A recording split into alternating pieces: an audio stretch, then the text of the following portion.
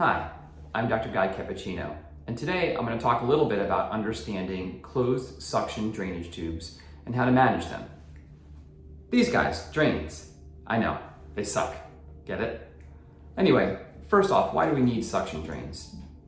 After surgery, fluid can collect underneath the skin in a space, and if that fluid is not drained in a timely fashion, it can build up to what we call the seroma, which is essentially like a water balloon under your skin. And that can cause problems, as you might imagine. So we need to drain that fluid out until the body can heal. So a drain, a closed suction drain like this guy, has three components. It has the drainage bulb, which collects the fluid. It has the part of the drain that's outside the body, and then the part of the drain that's inside the body. And as you can see, there are these tiny little perforations.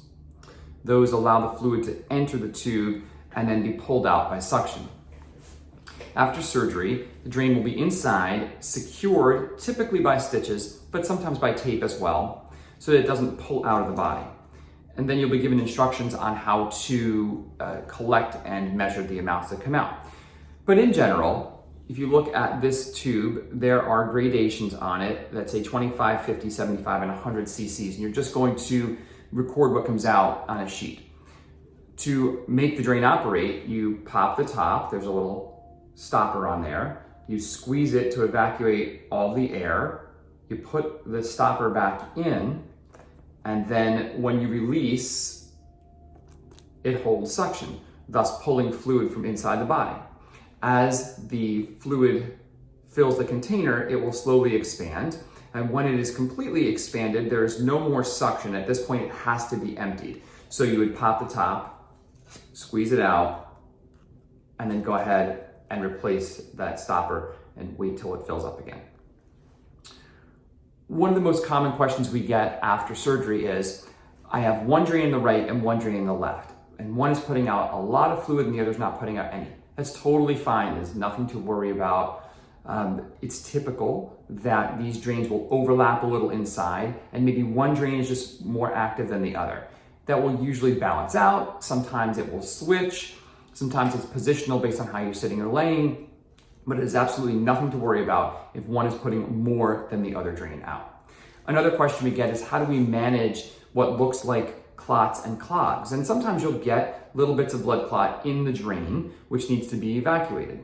So the way to do it is called stripping the drain. Here's how you do it. Let's imagine that the drain is inside your body and it comes out of the body right there.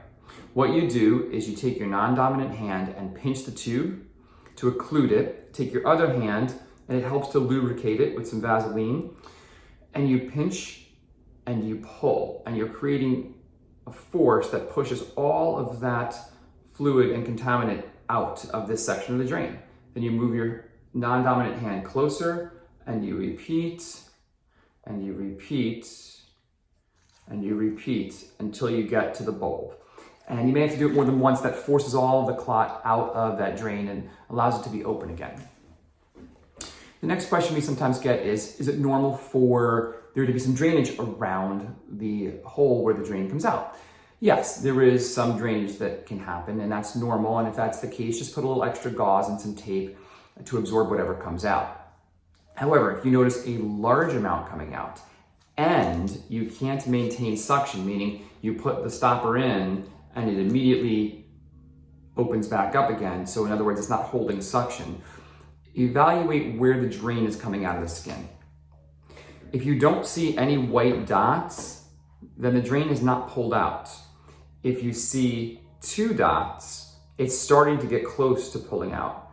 If you see 1 dot, you're getting really close, and that's usually a problem where you start to suck air into the drain, because as you can see, the first few holes are just a couple of centimeters beyond that. So if you do happen to see 1, 2, 3 dots outside the body, you can see them, that usually means it's no longer functioning and it would have to be removed, and you would just let us know and we'll help you with that process.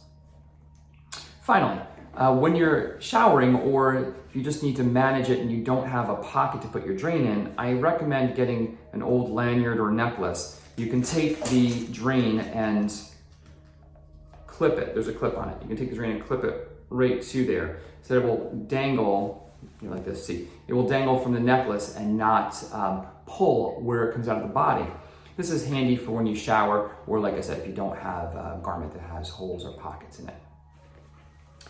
So in summary, that's the basic understanding of how the drain works and how to manage it. And if you have any further questions, of course, you can always contact the office. I hope this was helpful.